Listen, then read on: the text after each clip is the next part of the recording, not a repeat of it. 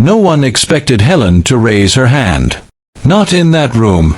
Not at that moment. And definitely not for something like that. The auction hall felt tired. Not loud. Not exciting. Just tired. People sat in rows of metal chairs, shifting slightly, waiting for something worth caring about.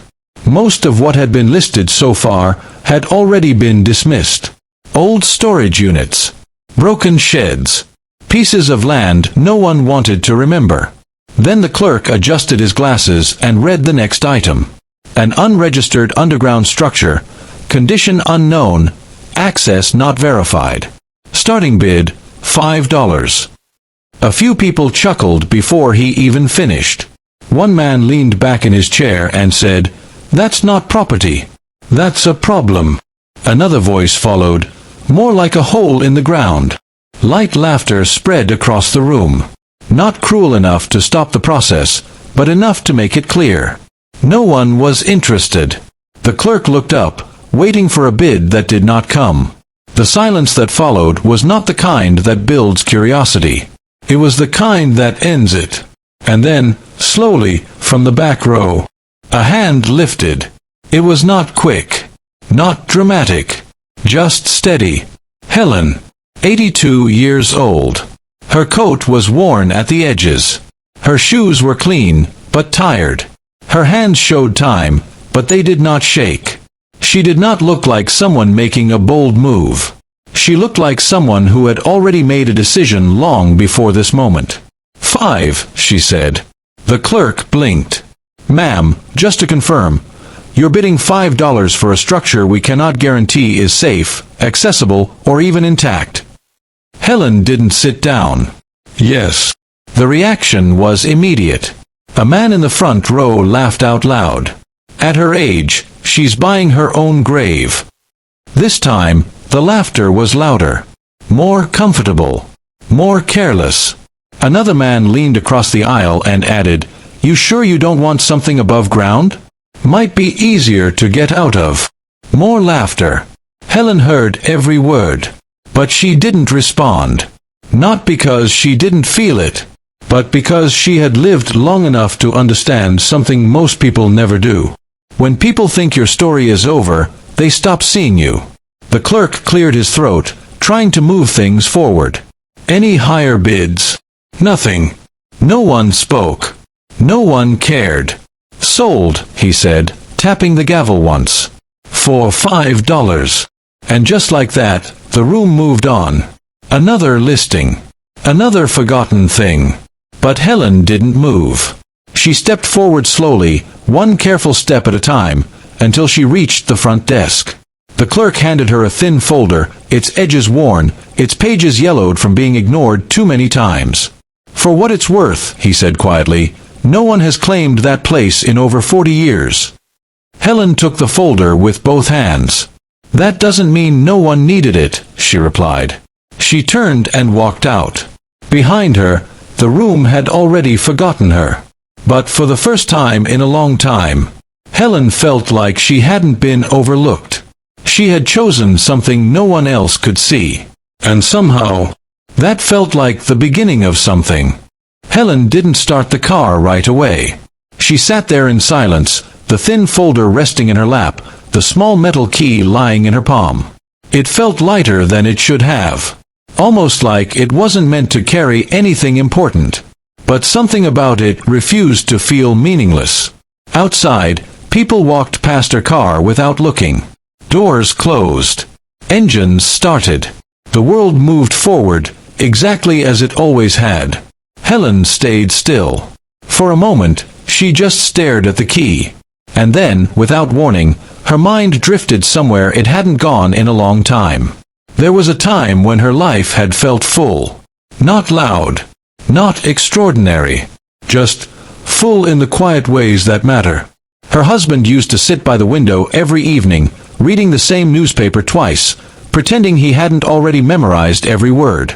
She would make tea, and he would complain it was too hot, then drink it anyway. It had been a simple life. But it had been theirs. Then one day it ended. Not with a dramatic moment. Not with a warning. Just a quiet phone call. A hospital room. A doctor who spoke gently, but not gently enough to soften the truth. After that, everything changed.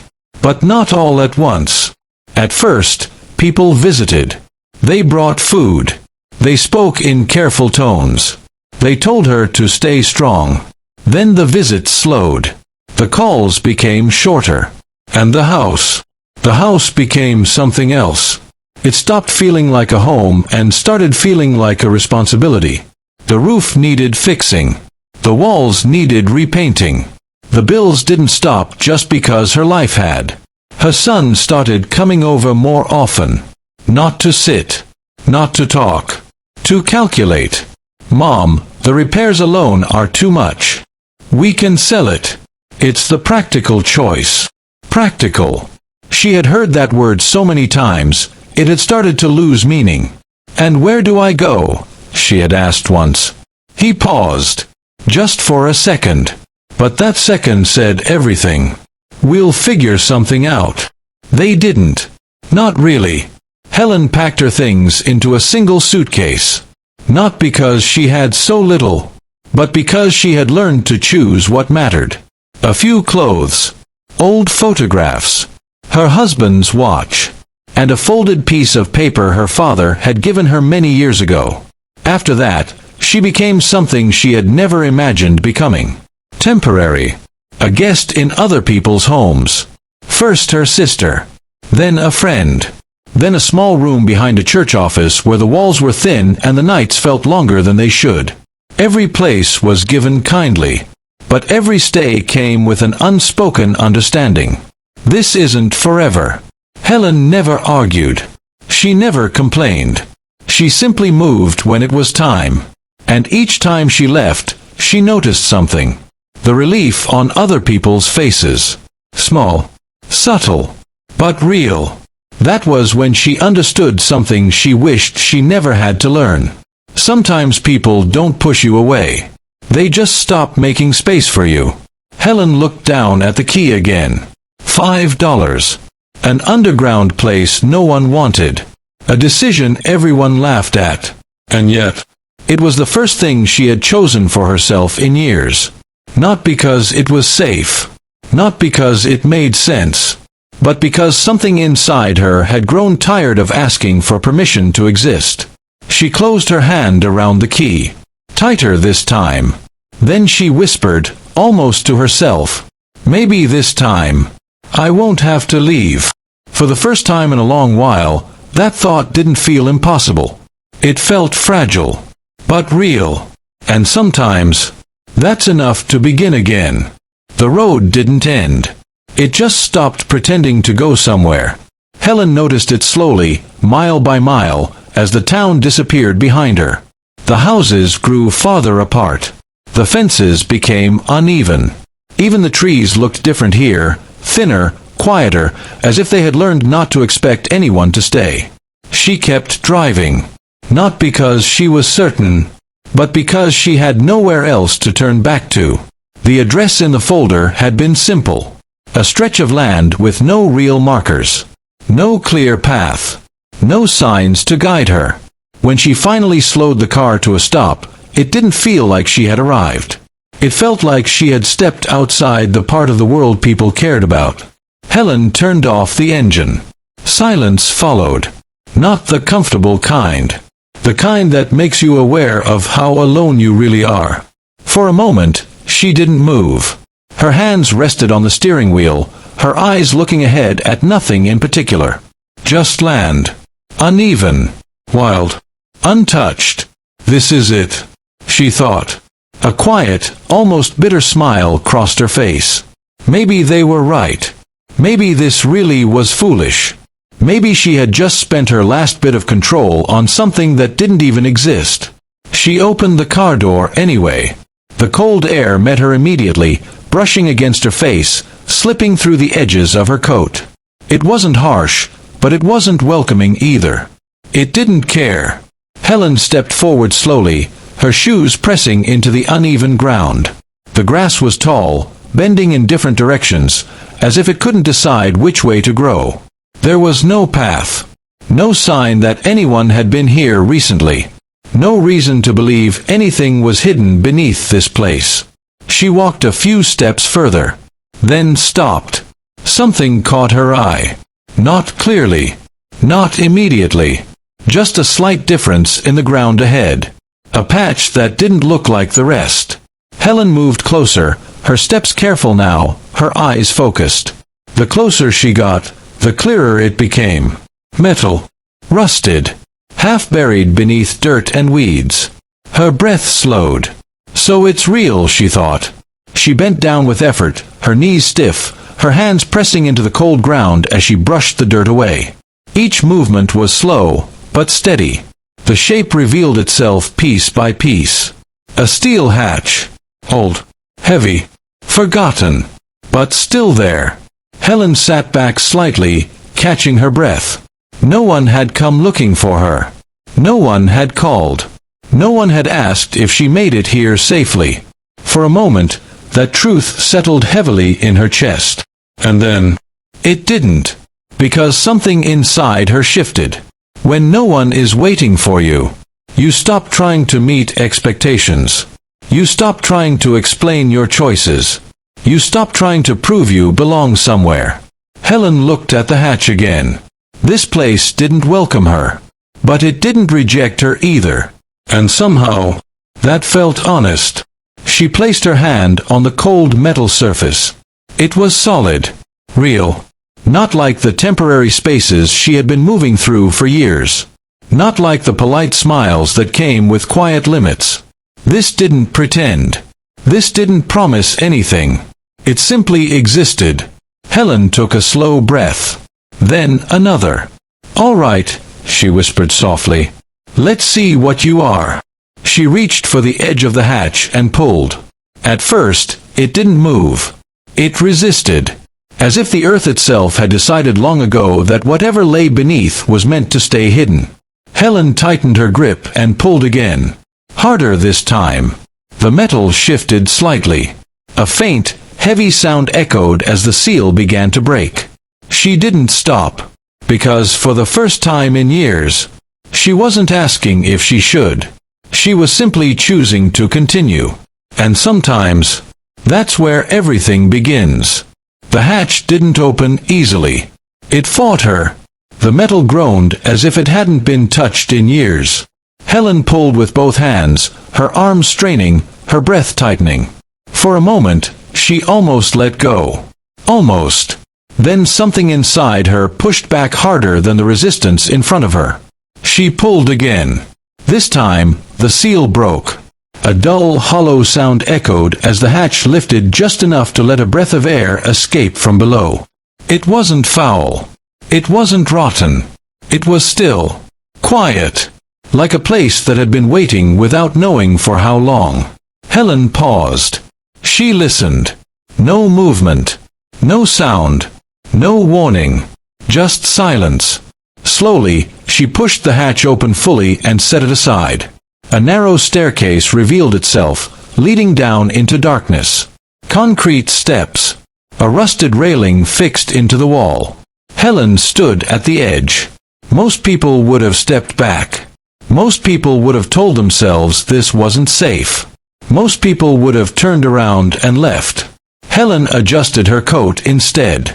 "Well," she murmured quietly, "it's either a home or a mistake." Then she stepped down. The temperature dropped immediately. Not freezing. Just cool enough to remind her she was no longer above ground.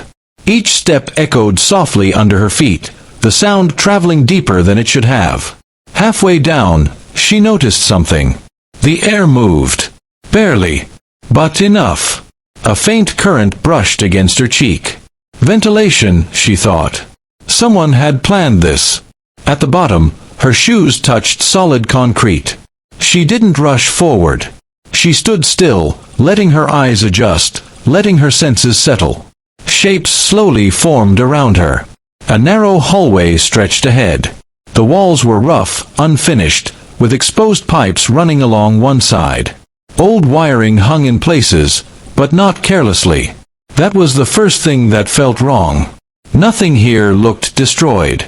It looked paused. Helen walked forward slowly. To her left, a small room opened. A kitchen. Metal counters covered in dust. Cabinets slightly open. A sink that hadn't been used in years. She reached out and ran her fingers across the surface. Dust came away easily. But underneath, it was clean. Not new. Not untouched. Just preserved. Helen frowned slightly. "That's strange," she whispered. On the right, another room. Storage. Shelves lined neatly with containers. Some empty. Some sealed. Labels faded but still visible. Dates. Notes. Careful handwriting. Someone had organized this. Someone had expected to come back. Helen stepped back into the hallway. Slower now. Not cautious. Aware. Every detail around her carried intention. Nothing felt random. Nothing felt forgotten. At the end of the corridor, the space narrowed slightly. Then stopped. A door stood there. Not metal like the hatch. Wood. Smooth. Polished. Out of place. Helen took a step closer. The rest of the structure felt unfinished, like it had been left halfway through. But this door felt complete. She reached out her hand and pressed her palm gently against it. Then immediately pulled back. Her breath caught. Warm. It was warm. Helen looked around quickly. The air was cool. The walls were cold. The floor beneath her feet held no heat. Everything followed the logic of time. Everything except this. "That's not possible," she whispered. Her eyes dropped slowly to the keyhole. The small key in her coat pocket suddenly felt heavier than before. For a long moment, she didn't move. Then, slowly, she reached into her pocket and wrapped her fingers around it. Behind her, the world above felt distant. In front of her, something waited. And for the first time in years, Helen didn't feel like she had wandered into the wrong place. She felt like she had arrived exactly where she was meant to be. Helen stood in front of the door longer than she expected. Not because she was afraid to open it, but because something inside her already knew this moment mattered. Her fingers tightened slightly around the key. It felt different now. Heavier. Not because of the metal, but because of what it might unlock. For years, Helen had lived with doors that closed on her. Rooms that weren't hers. Spaces she had to leave. Places where she had to be careful, quiet, temporary. This door felt different. It wasn't asking her to prove anything. It was waiting. She took a slow breath and slid the key into the lock. It fit perfectly. Too perfectly. She paused for just a second. Then she turned it. A soft click echoed in the quiet hallway. Not loud. Not dramatic. Certain. Helen didn't push the door open right away. She listened first. Nothing. No movement. No sound. Just that same deep silence. Then she gently pulled. The door opened smoothly. No resistance. No creaking.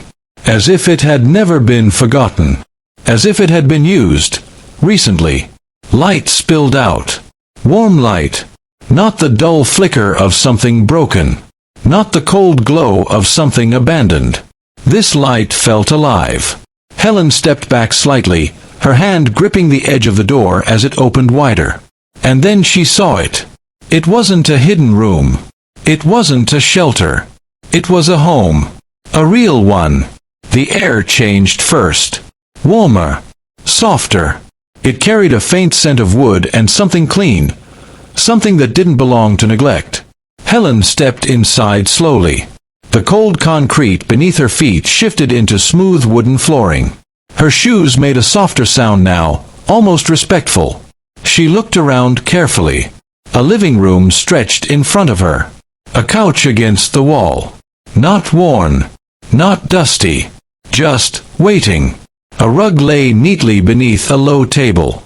Bookshelves lined the far side, filled with books arranged with care, not decoration. Everything felt intentional. Everything felt ready. Helen's breathing slowed. "This," she whispered. But the word didn't finish, because she didn't have the language for what she was feeling. She turned slightly.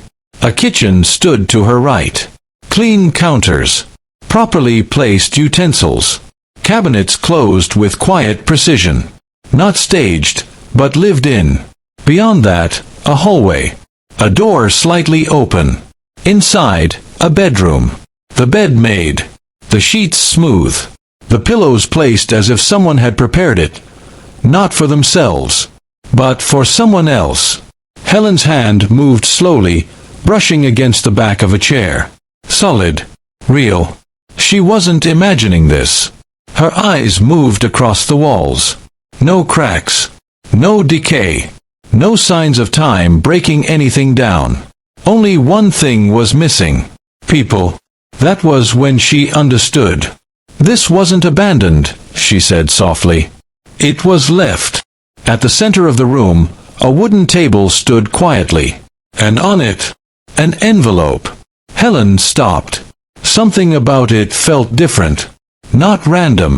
Not forgotten. Placed. She walked toward it slowly. Her fingers hovered over it for a second before she picked it up. The paper felt thick. Carefully chosen. She turned it over. No name. No markings. But it didn't need one. Helen knew, somehow. This was meant to be opened by someone like her. Her hand trembled slightly as she opened the seal. Inside, a single sheet of paper. She unfolded it carefully. Her eyes moved to the first line. And everything inside her stilled. To the one they overlooked. Helen's breath caught. Not because of the words, but because of how perfectly they found her. For a moment, she didn't read further. She just stood there, holding something that felt like it had been written, not just for someone, but for her. Helen didn't sit right away. She stood there, holding the letter, her eyes still fixed on the first line. To the one they overlooked. It wasn't just what the words said. It was how they felt. Accurate. Precise. Almost personal. She slowly lowered herself into the chair at the table, the paper still in her hands, her fingers holding it more carefully than anything she had touched in years. Then she began to read. "If you're standing here, it means you chose what others ignored. It means you stayed where others turned away. And it means you understand something most people forget. The value of a place that doesn't ask you to leave." Helen stopped. Her eyes lifted from the page. The room around her felt different now. Not just warm. Safe. She looked at the couch. The shelves. The quiet order of everything. For the first time in years, she didn't feel like she was borrowing space. She felt like she belonged to it. Her grip on the paper tightened slightly. Not out of fear. Out of recognition. She looked back down and continued reading. This place was never meant for everyone. Only for the one who understands why it exists. Helen exhaled slowly. "Why it exists," she repeated under her breath. Her voice sounded softer here. More certain. Because she already knew the answer.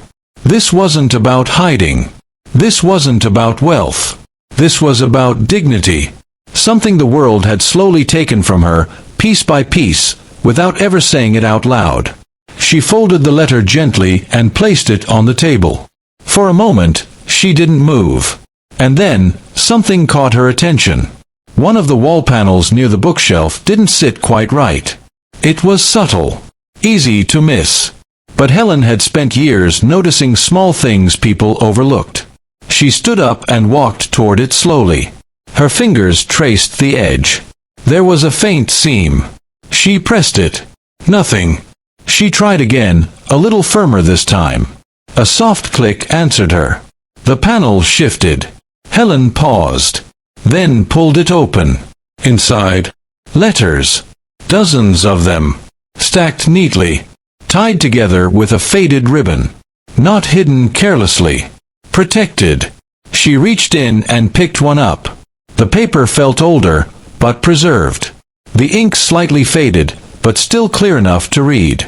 She opened it carefully.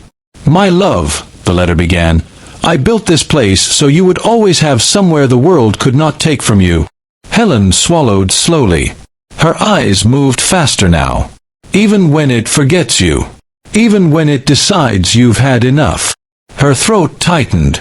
She closed the letter for a moment, because she understood something deeply. These words were not just written. They were lived. She opened another letter. Then another. Each one told the same story in different ways. Not a story about money. Not a story about power. A story about protection. About creating a place where someone could exist without asking permission. Helen sat back slightly, the letters resting in her lap. For years, she had been made to feel like she needed approval just to stay in a room. And here, someone had built an entire world, so that one person would never have to feel that way again. She reached back into the hidden space one more time. Her fingers touched something different. Solid. Not paper. She pulled it out. A small metal case. Locked. Her eyes rested on it for a moment. Then she whispered softly, "So this is what they couldn't see. Not because it was hidden, but because they never understood what mattered. And now, she did." They didn't come the same day. Not the next day either. For a short while, the land stayed quiet, like it had always been. And for the first time in years, Helen allowed herself to feel something unfamiliar. Peace. She moved slowly through the underground home, touching things gently, learning the space like someone learning how to breathe again. Every corner felt intentional. Every room felt like it had been waiting, not for anyone, but for the right one. And then, the world noticed. It started quietly. A car parked at the edge of the land. Then another. Men stepped out. Clean clothes. Careful movements. The kind of confidence that doesn't ask for permission. Helen saw them before they saw her. She stepped outside the hatch, brushing her hands lightly against her coat. One of the men smiled as he approached. "Mrs. Carter," he said, as if he already knew her. "We were hoping we'd find you." Helen didn't return the smile.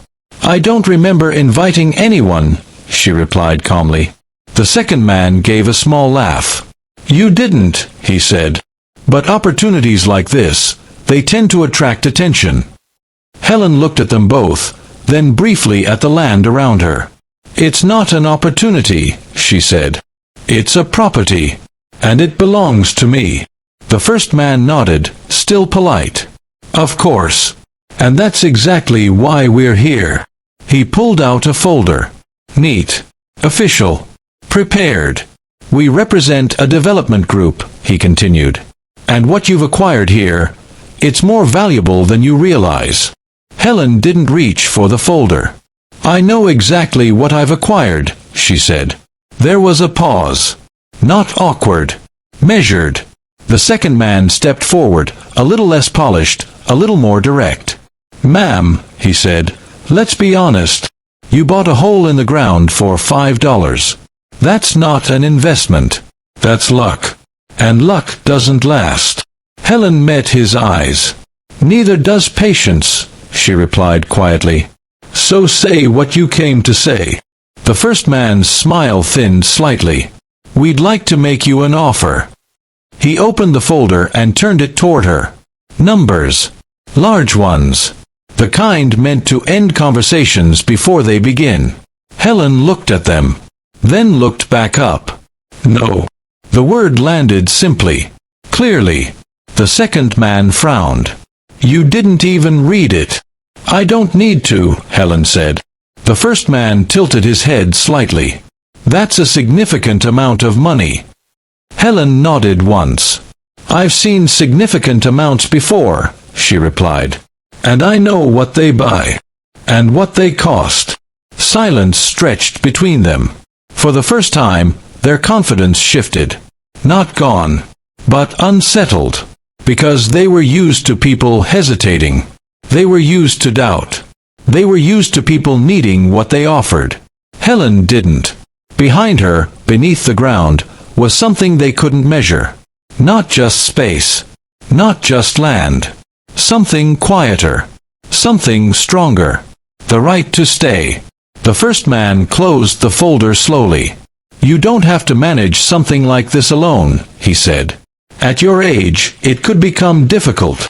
Helen looked at him, steady and calm. I've been alone for a long time, she said. And this is the first place that hasn't asked me to leave. That was the moment everything changed. Because they finally understood. This wasn't about money. And when something isn't about money, it becomes much harder to take away. They exchanged a look. Not agreement. Strategy. We'll be in touch, the first man said. Helen didn't respond. She simply watched them walk back to their car.